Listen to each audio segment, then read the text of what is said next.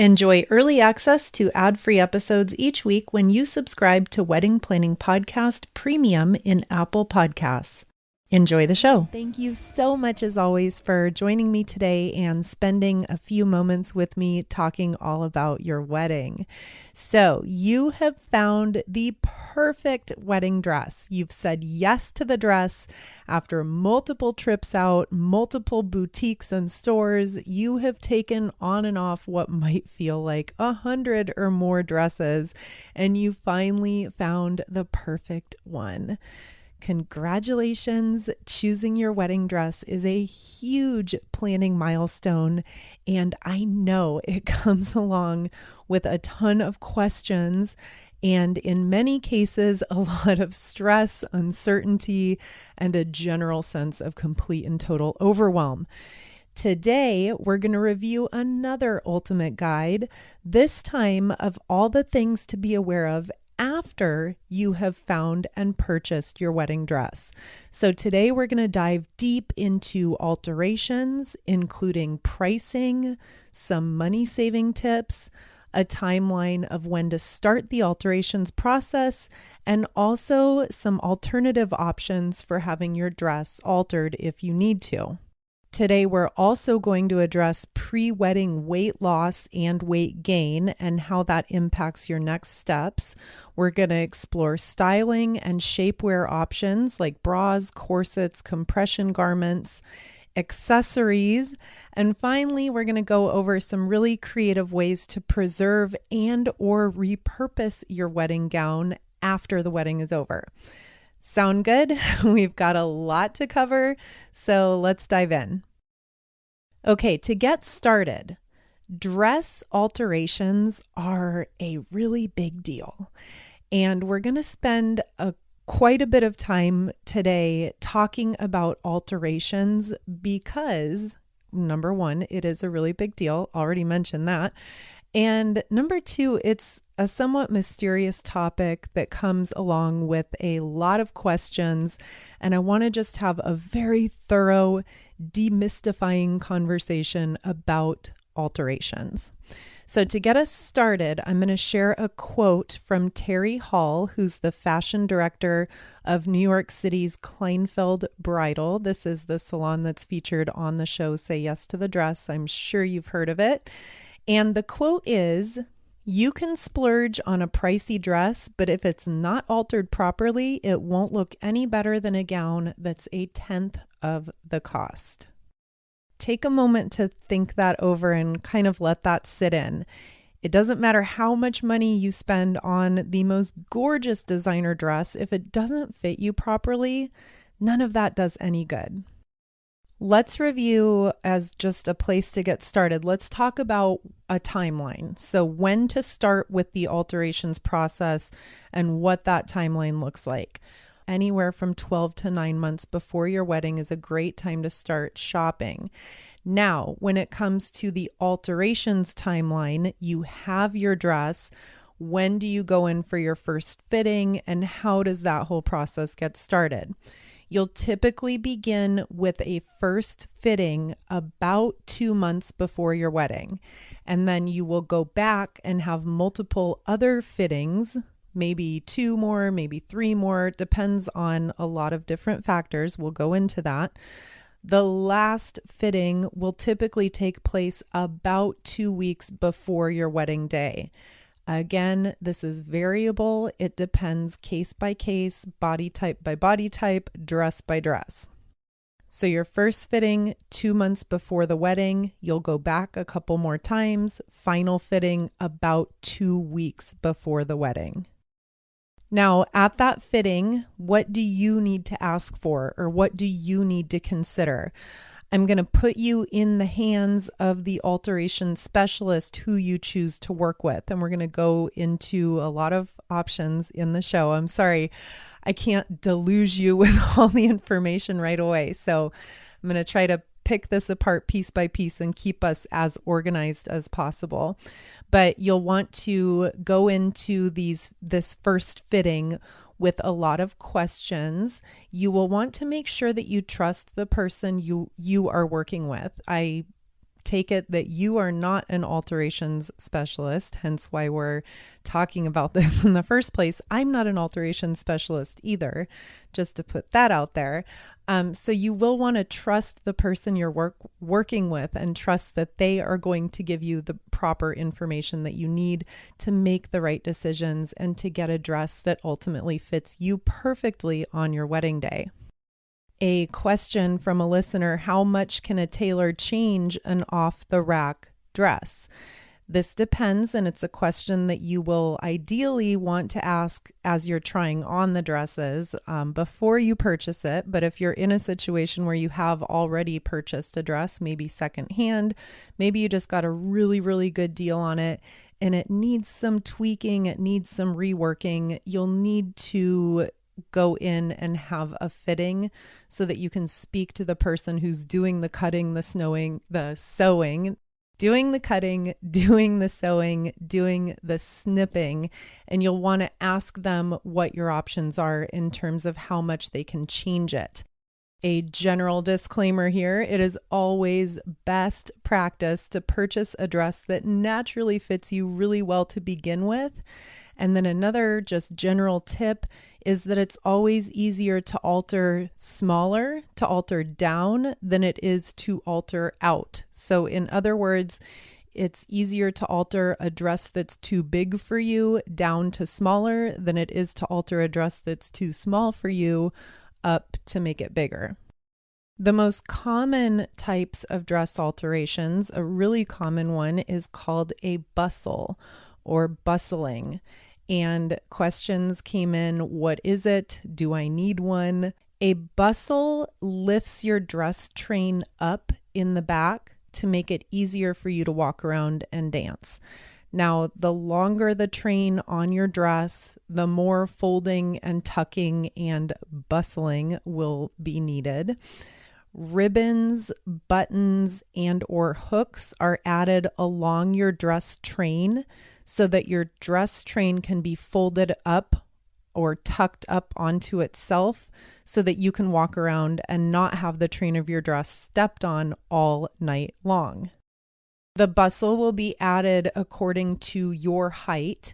So in essence, unless you're choosing a short length or a T-length gown, you will most likely need some form of bustle added to your wedding dress. So this is a very, very popular type of alteration. I'm not going to go into a ton of detail, but for a lot more information on specific bustle styles, yes, there are tons of them. You can refer to an article that I'll link to in the show notes for today's show. If you're already subscribed to receive email updates from me, perfect. Check your inbox and you'll see it there waiting for you. I'll link up that article. If you're not subscribed to get email updates, now would be a great time to do so. You can visit weddingplanningpodcast.co, enter your name and email address, and then going forward, I'll send all these show notes weekly right to your inbox so you have easy access to all of these extra resources that I'll link to. And then other popular alterations, of course, taking in the sides, taking in the back, taking up the length on the bottom. Sleeves might need to be altered. It really just depends on the dress you've chosen and the way it fits your body. This is a conversation you'll have in detail during your first fitting. If not, as you're purchasing the dress, hopefully you've already got some sort of idea of what needs to happen in terms of the alterations. Now, with all that said, let's move into a conversation about pricing. How much does this cost? What's the bottom line here? Now, pricing should be discussed in as much detail as possible before purchasing your dress. And again, if you already have your dress and it's too late to have that conversation, that's totally fine. We're going to go deep into all of your options. A critical point, I'll stress again how very important it is to choose a dress that naturally fits you as well as possible to reduce the money spent on alterations. That's my number one ultimate cost saving tip for alterations. Alteration costs, in very general terms, will vary greatly depending on the dress you choose, depending on how well it fits you to begin with. depending on your location, where you're located, and what types of alterations options are available near you. And then, of course, pricing will also depend on a lot of other factors like the experience of the person you're working with, any warranties or insurance that's involved against the work, special fabric, and details like beading, hand-sewn lace. All of these are going to influence the overall cost. As a very general guideline, we can be talking anywhere from $75 for a very simple bustle or a very simple length change, all the way up to hundreds, if not $1,000 or more, if we're going in great depth and detail with changing necklines, adjusting multiple various seams, length change, working with specialty fabrics, and hand-sewn embellishments. The costs can add up. If you have purchased your dress from a salon, a wedding dress boutique, or a nationwide wedding dress retailer, they should have an alterations staff there available for questions. And I would encourage you to be very aggressive, not in, of course, a mean-spirited way, but just very aggressive in determining exactly what you're setting yourself up for as you're trying on your dresses. Ask all these questions that you can of the sales staff so that you don't buy your dress and then get surprised after the fact with how expensive the alterations are going to be. Ask as many questions as possible. It is the sales staff's job to be helpful and to give you all the information that they can. And if you're having this conversation about alterations with the salespeople at the boutique or the dress store, and you're kind of feeling like you might be getting one pulled over on you, you might feel like, gosh, that sounds really, really expensive. I wonder if I could go out and shop for a better deal on what seems like a very simple alteration. That's an option. If you want a neutral third-party opinion, then talking to a skilled tailor at your favorite alterations house is a great option. And we're going to go much deeper into using a non-wedding specialty tailor coming up right after a quick break. Susan's Travel Services is so excited to partner with you to plan your honeymoon, destination wedding, or maybe even your bachelor or bachelorette party. Susan and her team have been planning dream vacations for 27 years, and they are truly the best in the business for start to finish planning services. Travel and new experiences are incredibly special to me, and Susan and her team have helped me plan some unforgettable vacations, including a bachelorette party in Cabo and a family anniversary celebration in Cancun. They meticulously researched the best all-inclusive options for us based on some very specific priorities, and the professional assistance in choosing location, resort, activities, and transportation was absolutely priceless. From all-inclusive resorts in Mexico and the Caribbean, overwater bungalows in the Maldives, or that African safari that you've always dreamed of, save yourself hours of research and guesswork and let Susan and her team find you the best options for a once-in-a-lifetime vacation. Reach out to Susan and her team today by emailing info@susanstravelservices.com, and be sure to let her know that I sent you and get $50 off your final booking or $200 off your destination wedding. Her email one more time is info@susanstravelservices.com. Why, hello again. We're back, and let's pick up where we left off and talk about some options for dress alterations outside the bridal boutique where you bought the dress. Now, some alternative options could apply for you if you bought your dress online. Maybe you bought it used from another bride. Maybe the place you bought the dress just doesn't do alterations. Or, like we touched on before the break, maybe you're just wanting to do some price comparison shopping and see what else is out there and what other options there are on the table.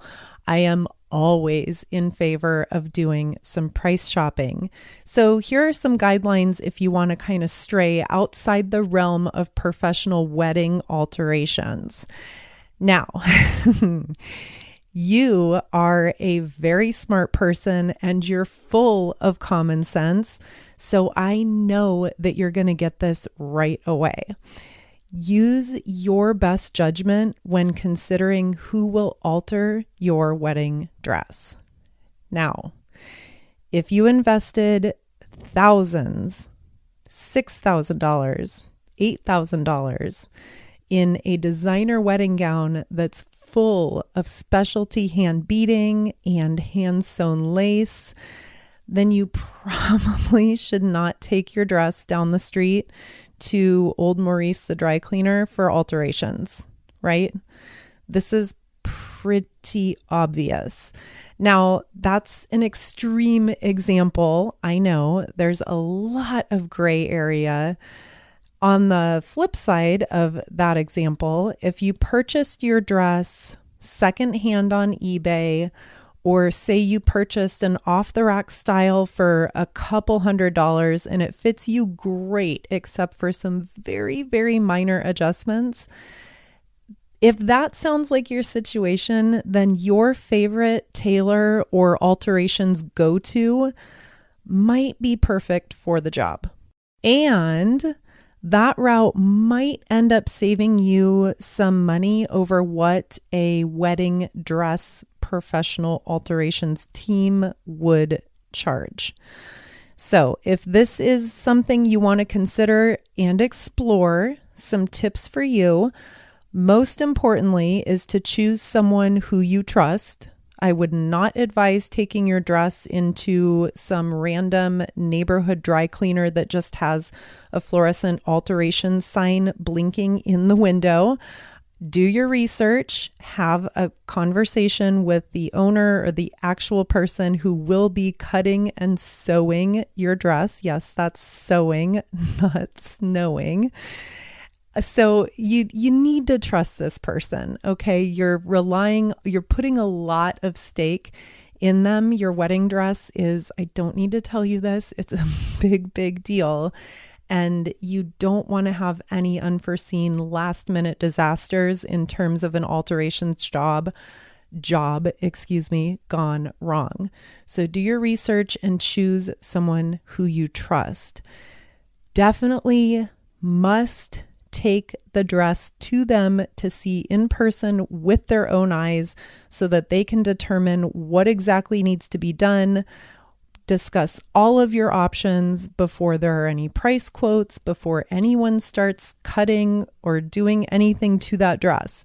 So don't walk in and try to describe it to them and have them give you any valuable information. They need to see that dress on your body. So take the time to do this. It's very, very important. Now, after you've explored that, if you get a great feeling and you're confident and you're feeling good about it, awesome. Go for it. And given that you've done your due diligence, you've done your research, you feel good, all for it. Go ahead, green light. If you're in doubt and if this is not sitting well with you, and if you're just feeling any sort of uncomfort or not getting as much information as you need, not getting the answers you need, if in doubt, then keep shopping around. Go online and ask your friends and your family on Facebook for a referral for someone who they have worked with in the past. Search your area for bridal alteration specialists and go in and have some more conversations. Do some more shopping around.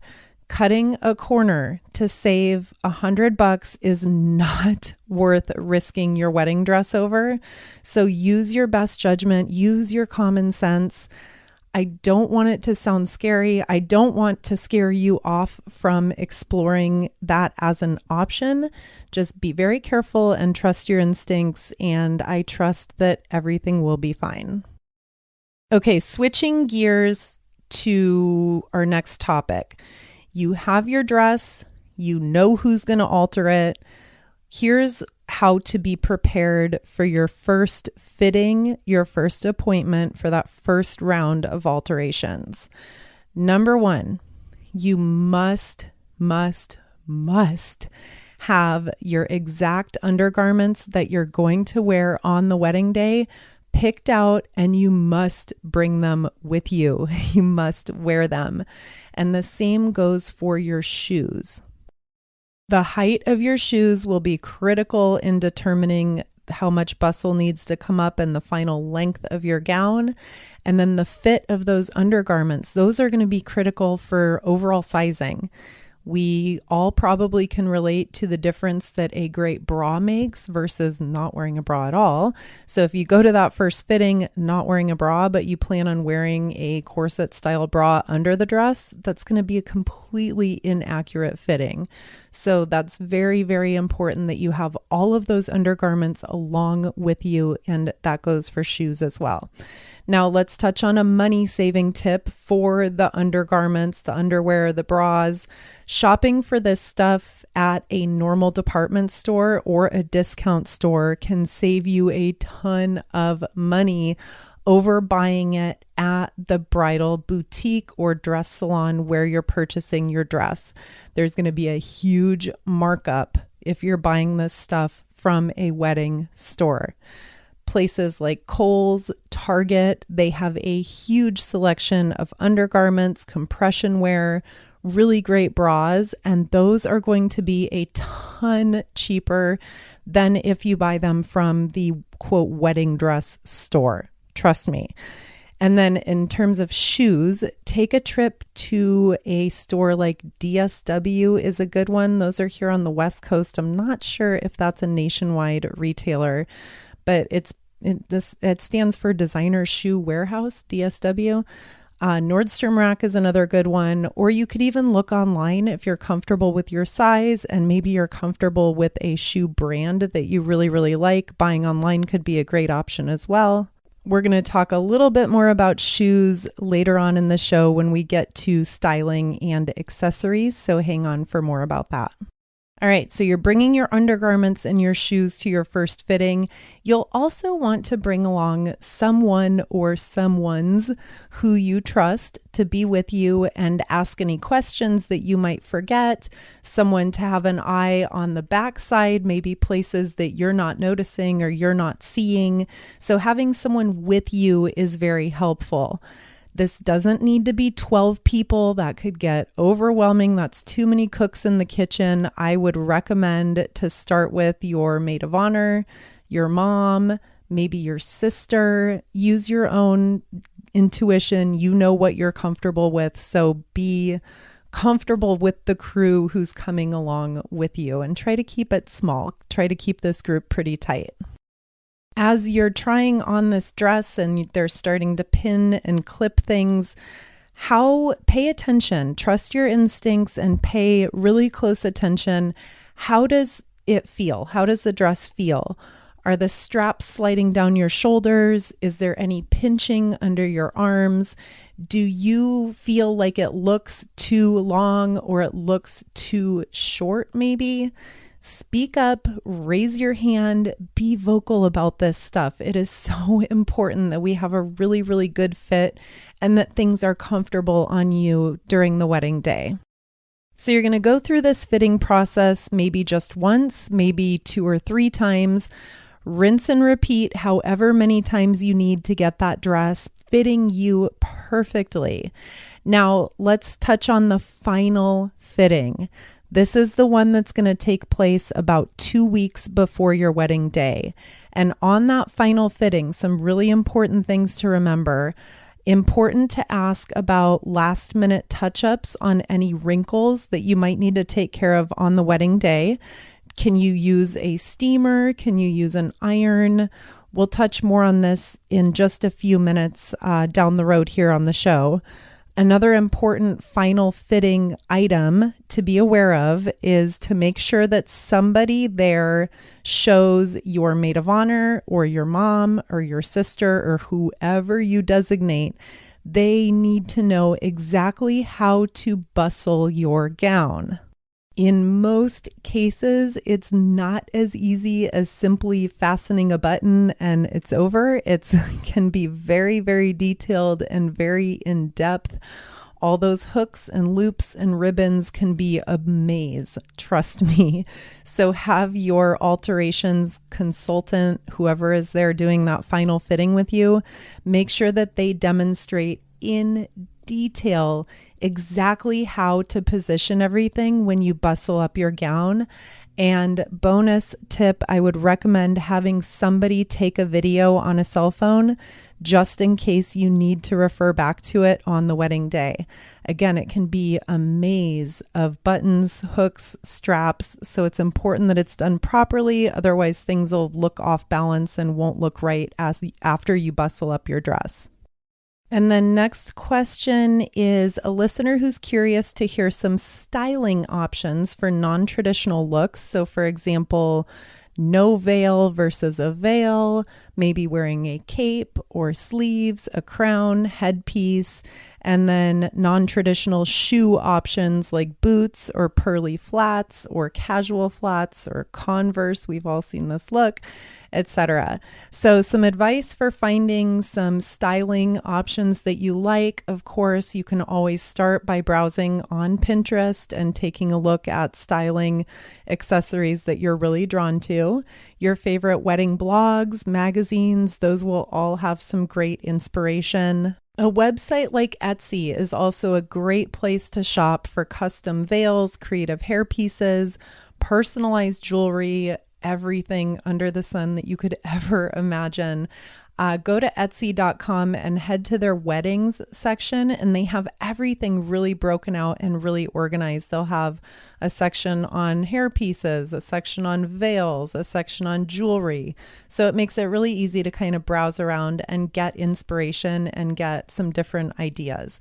Now, depending on your personal style, you might opt to go without any veil, no special hair pieces, and just very simple jewelry that's already in your jewelry box. All of these extras and extra accessories, that's all completely optional. So don't force it if you're not feeling that way. And if you want to just go with a more simple bridal look, then that's totally fine. Now, with respect to shoes, one of the top, I wish I would have known that, items that I hear about from brides after the wedding day, and this comes up over and over again, is the wear and tear on your feet. And this can include swelling, blisters, and just general excruciating discomfort. Trust me. It's going to be really, really, really hard to relax and enjoy your wedding day if you have a giant blister on your foot before you've even walked down the aisle. Comfortable shoes are not something to take lightly. When you weigh the importance with comfort against the fact that in many cases your shoes won't even show under your dress, that makes those cute, soft, simple flat shoes look really, really appealing. So cannot stress enough the importance of comfort, especially on your feet. We have got to take care of your feet on your wedding day. At the very least, if you want to shop for big, high-heeled, glamorous, crazy heels, that's fine. Just make sure you have some kind of comfortable backup shoe that's available. And remember, if you're shopping for big, huge, high heels that are 4 inches tall, that's going to greatly alter the length of your dress. So it's not going to be as easy as wearing 4-inch heels to your alterations appointment and then needing to put on flat ballerina shoes because your feet are killing you. Now your dress is going to be dragging 4 feet on the ground. So don't gloss over on the shoes. Don't gloss over on the comfort. It is very, very, very important. All right, let's touch quickly on a question about how to get your dress home. If you drive a small, tiny 2-door car, how on earth are you supposed to get that wedding dress home? Now, general tips in the week or so before your wedding, when you pick the dress up for the last time and you're taking it home, if possible, lay the dress down flat, lay it over the seats, have somebody sit back there and hold it so that it doesn't crunch and just end up in a wrinkled pile down on the floor under the seats. If possible, do your best. I know that not everybody has a car with seats that can fold down and you can actually just lay your 6+ foot long wedding dress out perfectly. That's fine. Keep it inside the bag that they gave you at the store and do your best to keep it flat and or have someone hold on to it. It will be fine. For a short car ride home, trust me, it will be fine. Once you get home, lay it out flat somewhere or hang it up somewhere where it's not crunched in a closet between a million other hanging things. Just do your best to keep it as unobstructed as possible. And then have the conversation at your final fitting. I said we would circle back to this. Have a conversation at your final fitting about how to spot touch it on the day of, how to get rid of any wrinkles. A really popular way is to have a handheld steamer. You can buy this on Amazon for less than $30. And I'll put a link to one that I own and love in the show notes, and I'll send that in an email as well. And to wrap up today's show, we're going to touch on some options for wedding dress preservation. Now, you have found the perfect dress. You are absolutely in love with it. You're going to walk down the aisle in it. You're going to marry the love of your life wearing it. What happens to that dress after the wedding day? Okay, I'm going to list off a few options here. They're all very different. So the first option would be to preserve it and save it. This is a popular one. It does cost money to get your dress cleaned and preserved after the wedding. We're talking anywhere from a couple of $100s on up, depending on your area. So do some research and ask some questions and get a guideline for what exactly that would look for. Essentially, they are cleaning your dress after the wedding. They are sealing it up in a plastic bag, and then they are boxing it up to save for years and years to come. I personally had this done with my wedding gown. Thank you to my beautiful, wonderful mom who did this as a gift to me. And the dress today is in our garage, safe and sound, up on a shelf. Honestly, long term, I have no clue what I'm ever going to do with it. It might sit in the garage until the end of time. Who knows? Maybe my daughter will want to wear it on her wedding. I don't know. I really don't have any plans for it other than I personally cannot bear to part with it. And so boxing it up and saving it in the garage feels like the best option. And to anyone who has listened to the show for a while and knows me well, you know that I am not a saver. I am not someone who hangs on to things. I like to have as few things cluttering around the house as possible. So I'm always getting rid of stuff. But my wedding dress is one thing that I cannot bear to part with. So if you want to preserve your gown and keep it in a box and just know that you have it and it's there and it's close, I completely understand.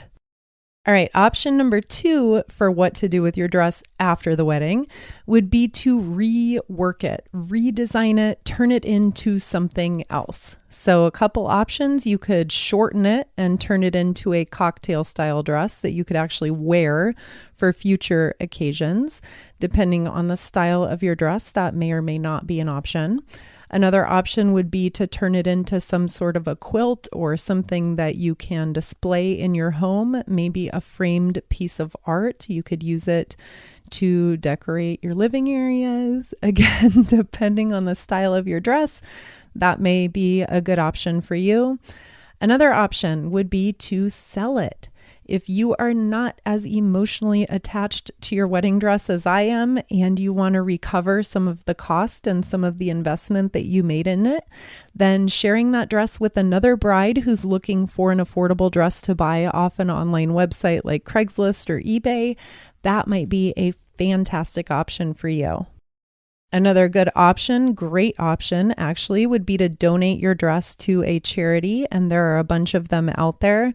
They may repurpose it for baptism dresses or communion dresses, or they may pass it along to another bride who is less fortunate and disadvantaged and cannot afford to buy a dress. So that's a great way to pay it forward and to share your dress with someone else who truly needs it in another capacity.